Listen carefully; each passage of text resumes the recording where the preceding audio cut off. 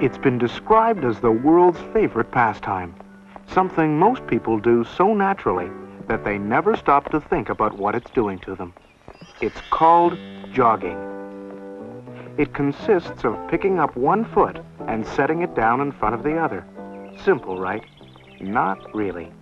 Let's take a closer look at what happens. Every step sets off a chain reaction which begins in the foot, where a number of complicated things happen. The shock connects to the ankle. It passes through the bones of the lower leg, tibia and fibula, to the knee, to the thigh, and part of the stress is absorbed here. But some shock certainly affects other parts of the body. No matter how smoothly everything seems to be working, there's an enormous compressive force transmitted up the leg into the body.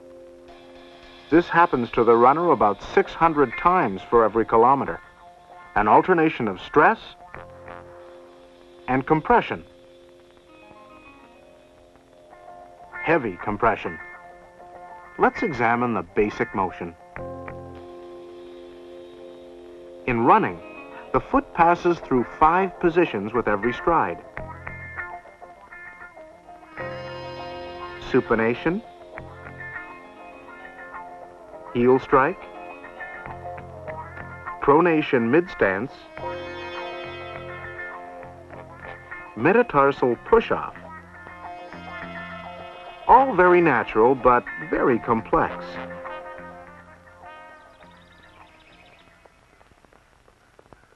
To see just how complex, let's look more closely. Here's what happens in supination. The foot tilts inwards, slightly, just before it touches the ground. Heel strike is just that.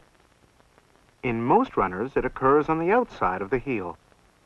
It sets up a shock which the foot absorbs by rotating inwards. This movement is called pronation, occurring simultaneously during the mid-stance phase, when the whole weight of the body is on the center of the foot. The weight moves forward until the foot has attained a position to achieve maximum ground friction from metatarsal push-off. That's what happens under ideal conditions, but reality is often a different thing. Even the best jogger must contend with a wide variety of running surfaces, each with its own demands. However, let's look at the average jogger, in average footwear, jogging the average urban jog. If you don't do things right, they can go wrong, painfully wrong. A typical injury is strain or even rupture of the Achilles tendon. This can be brought about by running on hard surfaces, especially when the runner's shoes have inadequate height and support. This means the Achilles tendon has to stretch even further, much like the effect of strain on this rope. Total rupture can occur. Even during normal training, the Achilles tendon is under a stress of 70 kilograms per square centimeter. With excessive training, or with lack of flexibility in the ankle and foot, the stress is intensified. Fortunately, the average jogger doesn't usually push himself that hard. But there's always an incentive to keep jogging.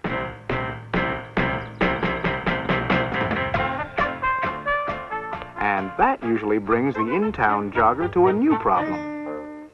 In case the hardness of most city running surfaces isn't enough of a hazard, most of them aren't even on the level. City streets and sidewalks are tilted, which makes it easier for water to run off, harder for the runner to run on.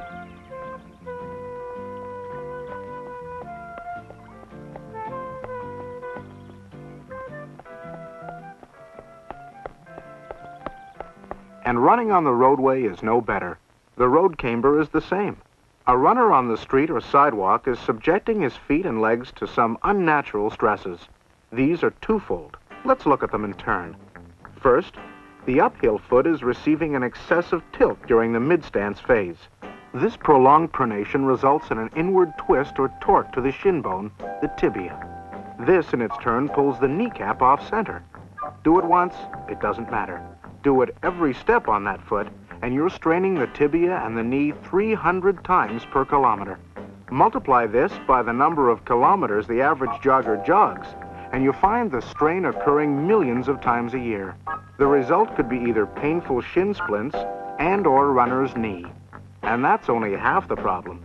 In addition, not just the uphill foot, but both feet are being planted at an abnormal angle.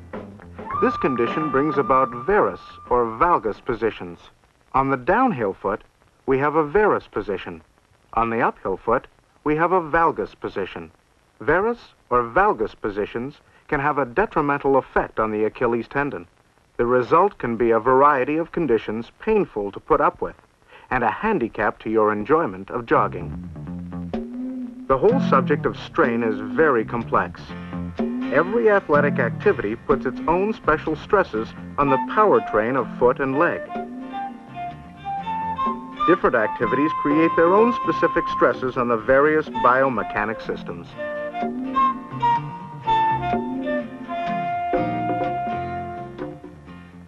Twists and turns all exert their own demands. Demands that have to be recognized. For the jogger or runner, there is no perfect situation. Each running surface gives rise to its own problems. Some are too hard, causing stress and shock. Some are too soft, causing imbalance and slippage. With all the different conditions under which a runner performs, he needs help. He can't change his environment or his locale, but he can compensate for most of the problems by using good quality athletic footwear. A proper athletic shoe, like this one, is scientifically designed and coordinated to the demands of proper support and comfort for runners.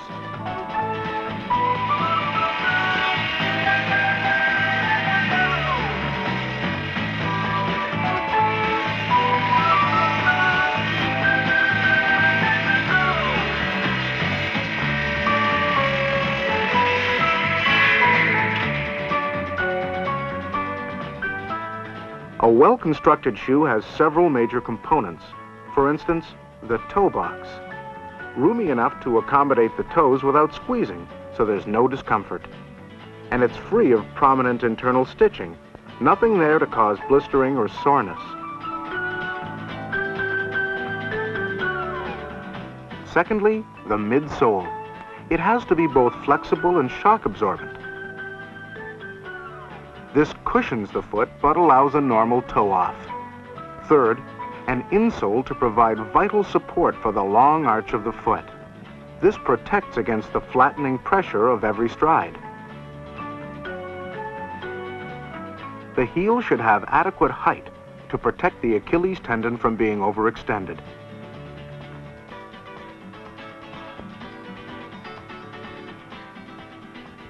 And the heel must be anchored to the shoe by a firm heel counter or cup so it doesn't drift, thereby maintaining alignment. And for runners who worry about the stability of their ankles, a flared heel can provide yet another kind of protection.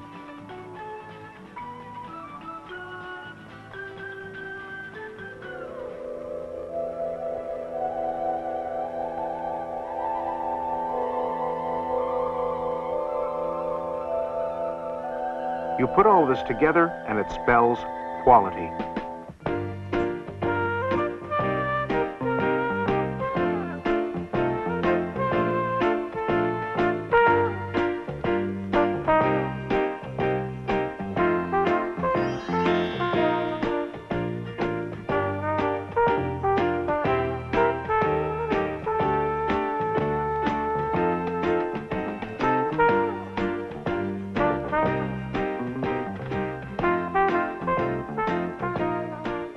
The last and most important thing to go into the shoe is your foot, so make sure it's perfectly fitted.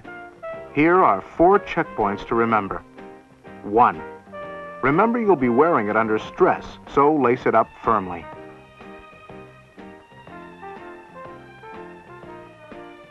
2. There should be no tightness or pressure points.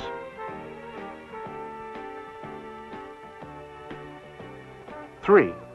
You have to be able to wiggle your toes fairly freely while standing.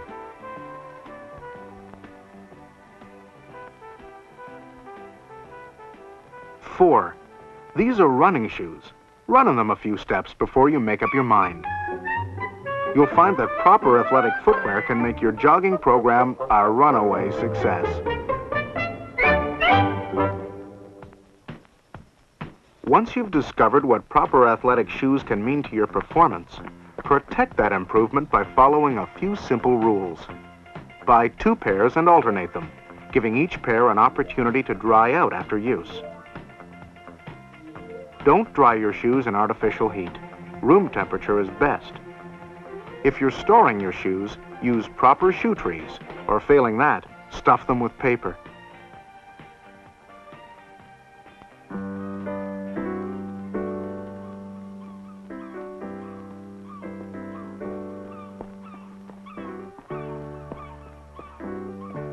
Jogging can be a many-splendored thing if you know how it happens, what it demands, and how to compensate for our less than perfect world.